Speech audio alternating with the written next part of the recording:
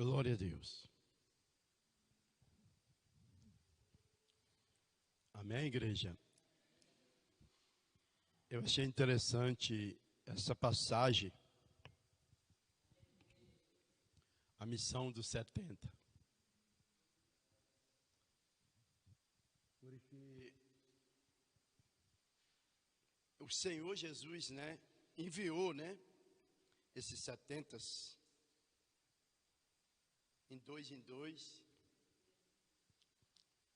e disse: vocês vão, não leva alforjes, não leva bagagem, porque o obreiro é digno do teu salário.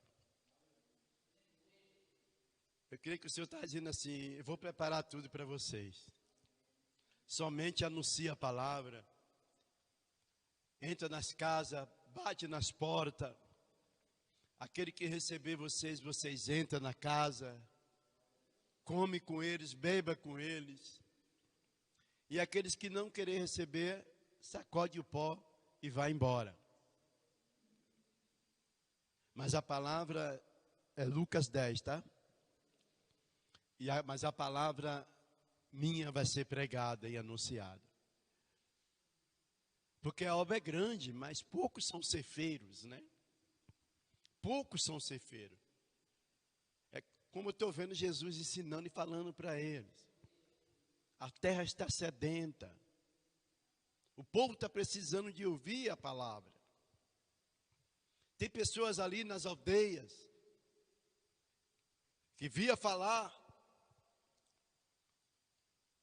num homem de Deus chamado Abraão. Mas Abraão já falava de mim. Moisés já falava de mim, os profetas já falavam de mim. E vocês anunciam aquele que está aqui. Anuncia que o Filho do Homem já está aqui. Que está curando os enfermos, cego está enxergando, coxo está andando, mudo, surdo está ouvindo falar, cego está enxergando. Anuncia. O reino do céu é chegado para esse povo, para essa nação. Enviou 70, Vamos ler aqui no capítulo 10, aqui, irmãos. Lucas 10, a missão de 70. E depois disso o Senhor designou outros 70 e os enviou de 2 em 2, para que precedesse em cada cidade e lugar onde ele estava para ir. E lhe fez seguintes advertências: a seara é grande, mas os trabalhadores são poucos. Eita, Deus tremendo, hein? Rogai ao Senhor da seara que mande trabalhadores para a sua seara. Ide, e eis que vós envio como cordeiro para o meio dos lobos. Não leveis bolsa, nem alforjes, e nem sandálias.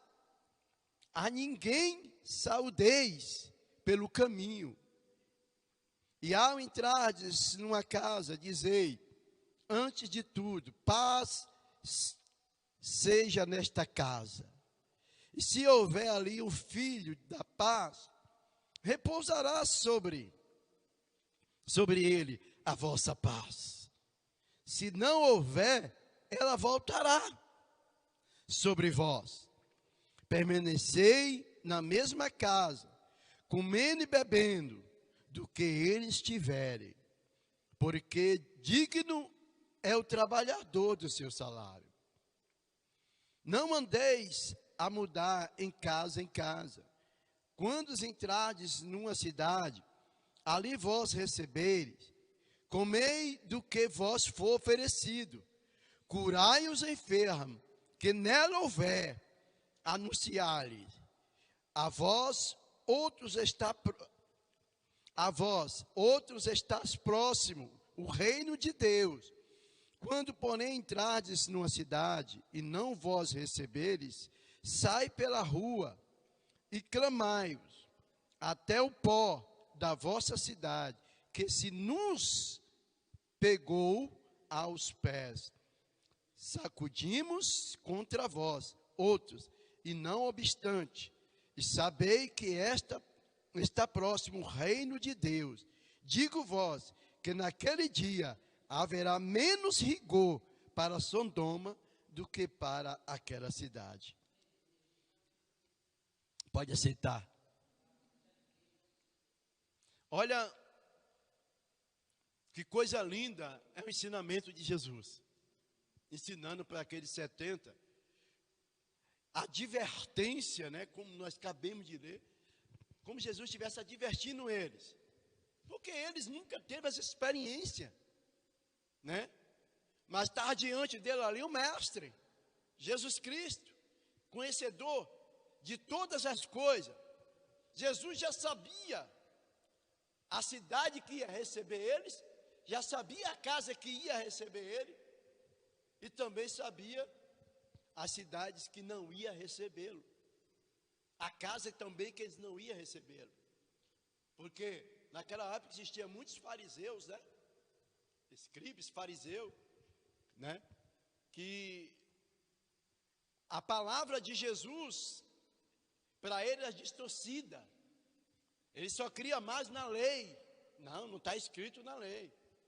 Mas sim enxergar com os olhos espirituais, não discernir no livro do profeta Isaías, como o profeta Isaías ensinou da maneira que Jesus vinha sobre Jerusalém, e eles pregados na lei, esquecendo dos mandamentos, esquecendo o ensinamento que o profeta Isaías profetizou a respeito de Jesus, ali Isaías capítulo 53, da maneira que ele vinha, do modo que ele ia se comportar em Jerusalém, né? E eles olhavam para Jesus e via Jesus como filho de José, mas não via Jesus como o Altíssimo, o poderoso, o Filho de Deus.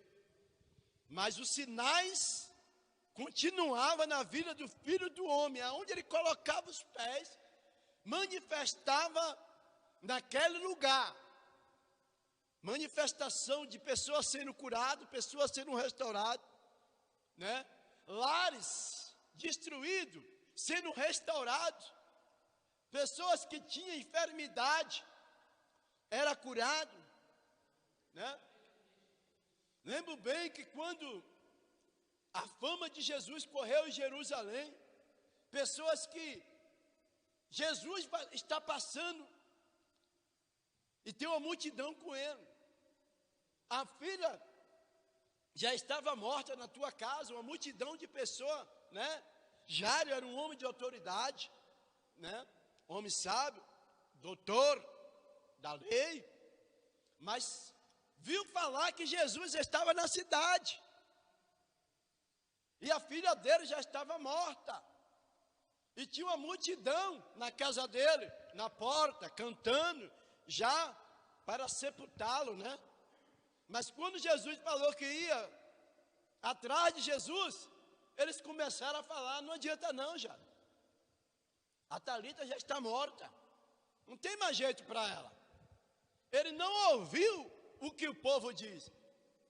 Ele ouviu que Jesus curava, que Jesus salvava e que Jesus ressuscitava. Então eu vou atrás para que ele venha e resolva esse problema para mim, porque aqui não está resolvendo, né? E foi atrás de Jesus. E quando chegou lá, se prostrou nos pés de Jesus, né? E Jesus foi até a casa de Jairo. E quando chegou lá na porta de Jairo, uma multidão de pessoas. Mas ninguém poderia resolver o problema de Jairo, porque ali era uma ressurreição. Só Jesus é que ressuscita, irmãos. Só Jesus é que cura. Aquilo que o médico não pode fazer, Jesus faz. Jesus veio para isso, para fazer coisas impossíveis, para aquele que crê. Aleluia! E Jesus chama Pedro, Tiago e João, né? E o resto pode ficar aí. Vem aqui, Pedro, Tiago e João, eles entraram com Jesus. E Jesus olhando para aquela menina, aleluia, que já estava morta, disse: Talita, comi. levanta-te. Aleluia, eu creio que naquele momento, irmão, a morte ouve a voz do Criador, Jesus Cristo. Tem que dar vida para aquela menina, tem que voltar a vida para ela, porque quem está ali é o dono da vida, Jesus Cristo Nazareno, que veio para mudar a história de Israel, que veio para salvar, curar e se manifestar naquilo que os profetas profetizaram a respeito dele. E quando a menina respira, Jesus pega pelas mãos da menina e levanta, e a menina sai dali curada, restaurada. E Jesus pega pela mão da menina e traz até o pai e entrega: aqui está sua filha, porque o milagre já foi feito, agora dê de comer para ela. Aleluia. Você está entendendo? Agora ela precisava de comer alimento, porque já recebeu a cura do Senhor Jesus. Agora Jesus disse: agora pode dar de comer para ela. Aleluia. E o nome de Jesus espalhou sobre Israel. Acabou de curar a filha de Jairo. Irmão, isso aí é testemunho, por quê? É testemunho vivo. Porque as pessoas que estavam ali já viram a menina morta. A menina já estava morta. Mas precisava que o mestre chegasse até a casa daquele homem, para ele ver que aquele que estava preso na lei não ia resolver o problema, mas aquele que veio, aleluia, para mudar a história daquele povo, o coração que estava preso na lei, aleluia, era Jesus de Nazaré. O que me maravilha também é a história que Jesus conta em palavra sobre dois homens, que ele fala: o reino de Deus é semelhante a dois homens, um sensato e outro obediente. O sensato começou a construir sua casa sobre areia, mas aquele paciente começou a cavar sobre a rocha. E ele foi cavando, para que se encontrasse fundamento, para que encontrasse alicerce, rocha, para que ele construísse a casa dele. O sensato, ele queria terminar a casa dele primeiro de que o outro, e não edificou a sua casa. Começou a fazer a casa na areia, de todo jeito. E aquele homem paciente, ele queria fazer a coisa certa.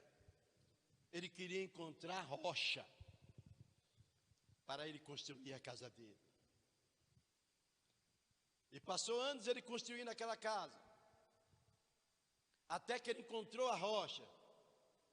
Mas o outro terminou primeiro.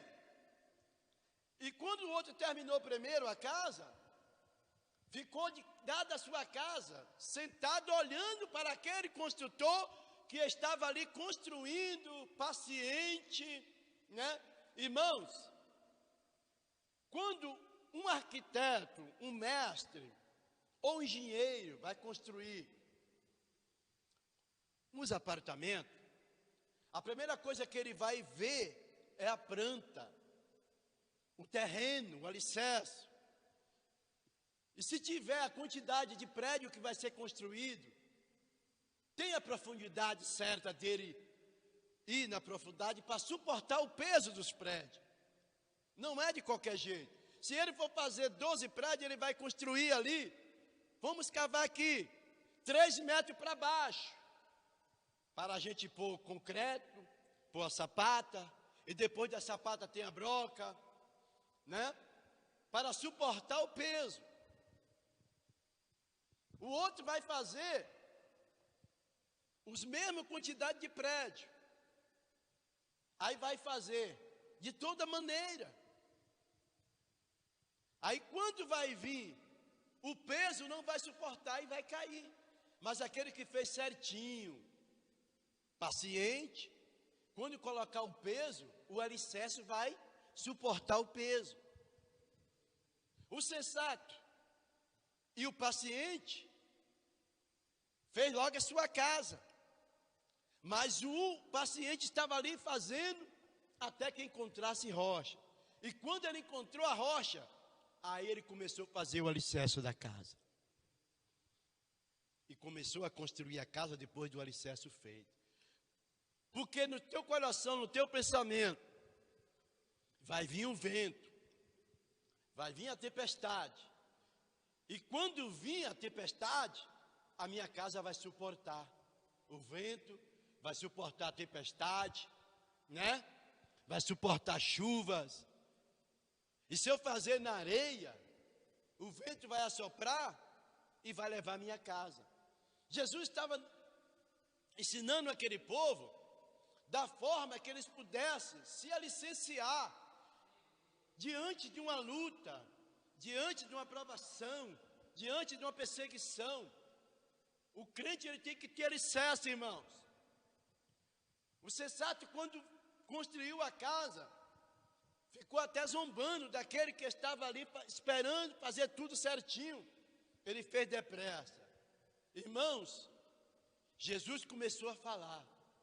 Aí veio um vento forte e levou a casa daquele que construiu na areia.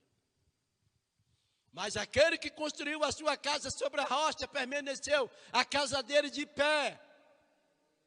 Jesus estava falando do povo de Israel. Jesus estava falando daquele povo dando ensinamento. Que a rocha era ele. Eis aqui a rocha. A tua casa tem que edificar sobre mim. Porque quando o vento vir a tempestade, vai assoprar, mas você vai ficar de pé. Porque a tua casa está sendo construída sobre uma rocha.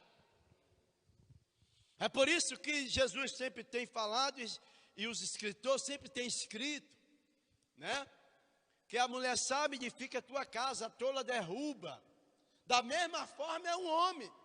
O homem sábio edifica a tua casa, o tolo derruba. Ele está falando também de alicerce, né?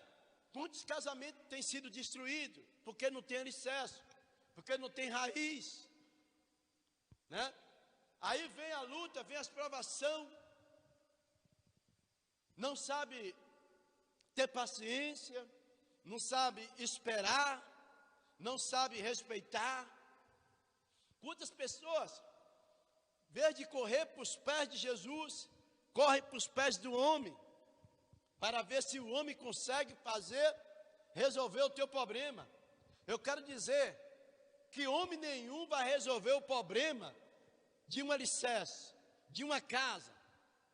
Só Jesus resolve esse problema se correr atrás dos pés dele. Só Jesus resolve o problema. Porque há problema dentro de um lar, que não adianta correr atrás de um, de outro, se não correr atrás de Jesus.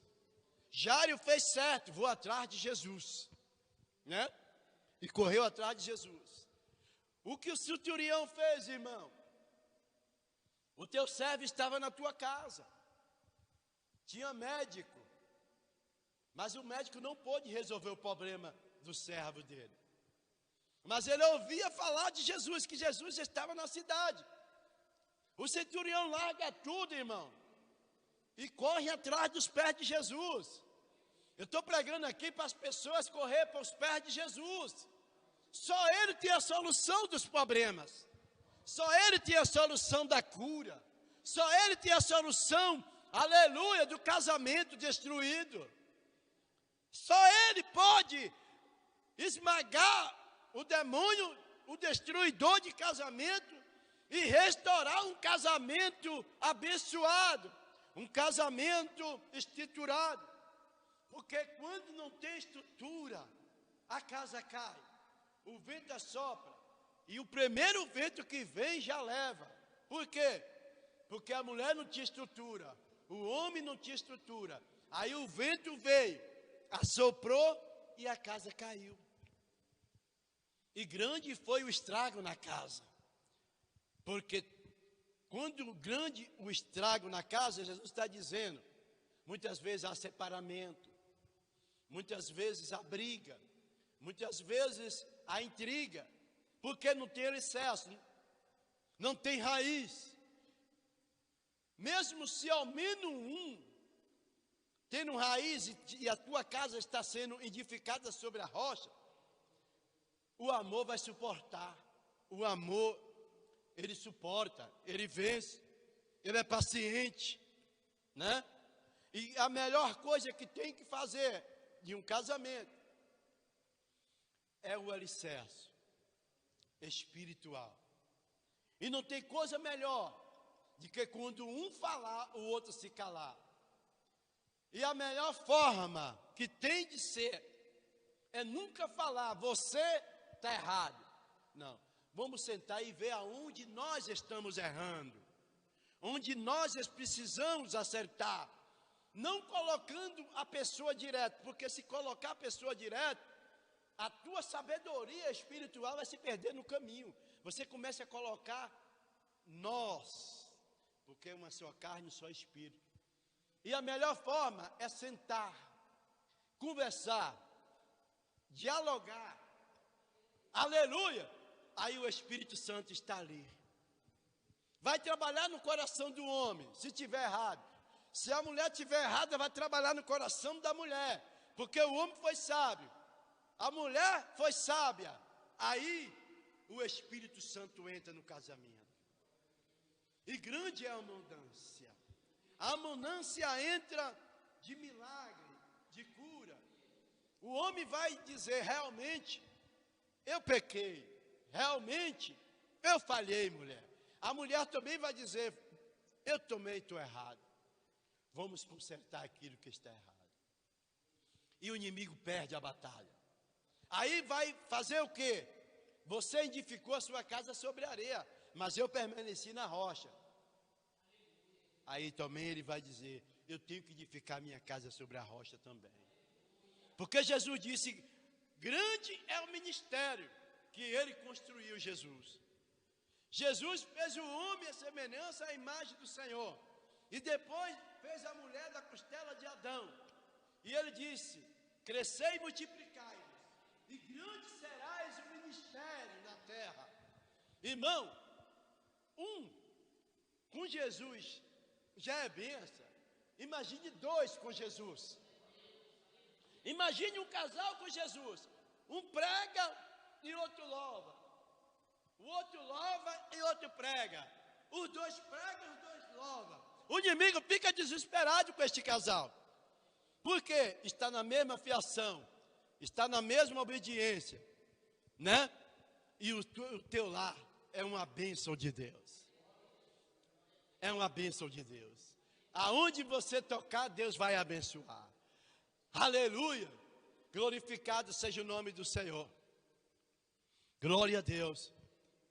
Nós paremos no centurião, né? O centurião largou teu servo lá. Os médicos não resolveu, porque ele tinha dinheiro, ele tinha autoridade, e tinha médico que ele quisesse, né? Mas nenhum médico resolveu o problema do servo dele naquele momento. Mas eu creio que alguém disse, olha, Jesus está aí. Jesus está aí na cidade. Aí eu vou atrás de Jesus. Eu vou atrás da cura do meu servo. E ele deixa o servo lá e sai atrás de Jesus, irmão. Esse centurião não era crente. Era um homem de autoridade. Um homem que dizia, vem, o servo vinha. Dizia, vai, o servo vai. Mas quando ele se deparou diante de Jesus, ele viu que ele era menor do que Jesus. Esse homem aí é muito maior do que eu. Em tudo. Em autoridade. Em milagre. Eu creio que no coração dele, esse homem é o filho de Deus. Porque ninguém faz sinais que esse homem tem feito. Aleluia. Glória a Deus. E ele chegou até Jesus, né? Mestre, o meu filho está maribundo, está doente, em casa. E Jesus disse: eu irei na tua casa e darei saúde para teu servo. Olha, irmão, eu irei na tua casa e darei saúde. Jesus sabia que aquele homem era um centurião, irmão. Jesus não olha para a aparência, quem a pessoa é. Podia ser ali, né? Um homem que tivesse idolatria, um homem que fosse de outra religião. Qualquer pessoa que vá aos pés de Jesus pedindo socorro, ele não vai olhar para a aparência da pessoa. Ele vai mostrar que ele é Jesus. Ele veio para os doentes. Ele não veio para os sãos, eles veio para os doentes, para ele curar. E Jesus disse: eu irei na tua casa. E ele se prostrou diante de Jesus e disse: mestre, uma só palavra do Senhor, eu creio que meu servo vai ficar curado.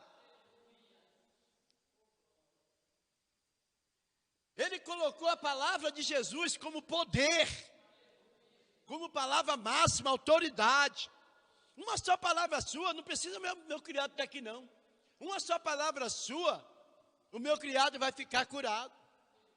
E Jesus, olhando para aquele homem, ficou admirado. Que fé é essa, irmão?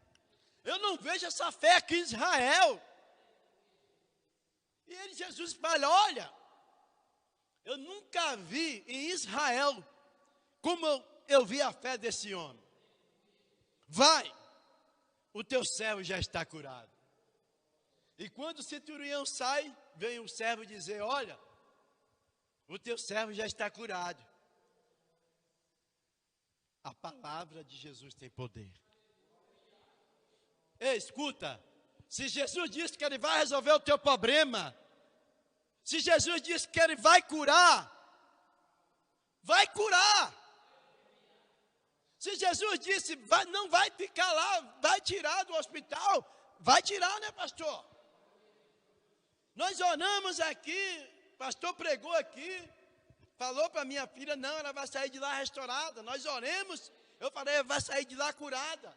Os médicos diziam: não, quem sabe ela vai entrar em óbito, né? Vai ficar com sequela. Aleluia. E nós dizemos, nós confiamos no Senhor. Jesus vai tirar ela de lá curada, restaurada, sem sequela, sem aparelho. Olha a igreja. O homem determina aquilo que é. Aleluia. Sabedoria da terra, do homem, da mulher. E nós confiamos na sabedoria do alto, de Deus, na providência, no poder, na cura. Porque quando a gente lê a Bíblia, isso nos inspira a confiar no Senhor. Não precisa você ter ouro e nem prata, nem dinheiro. Porque eu estou lendo essa palavra? Porque Jesus falou: não vai faltar nada para vocês. Eu vou, aleluia, preparar no caminho tudo para vocês. O que aconteceu com nós. Jesus está na direção das nossas vidas. Jesus está no meio da nossa família. É Ele que, quando nós entregamos a nossa vida para Ele, aleluia, antes de nós falar, já sabe que nós vamos falar. Antes de nós pensar, já sabe que nós vamos pensar. Antes de nós pedir, já sabe que nós vamos pedir. Então Ele sabe de todas as coisas sobre a nossa vida. Só precisamos nós confiar nele. E Ele tudo fará por nós. Em nome de Jesus. Fica de pé, recebeu o pastor.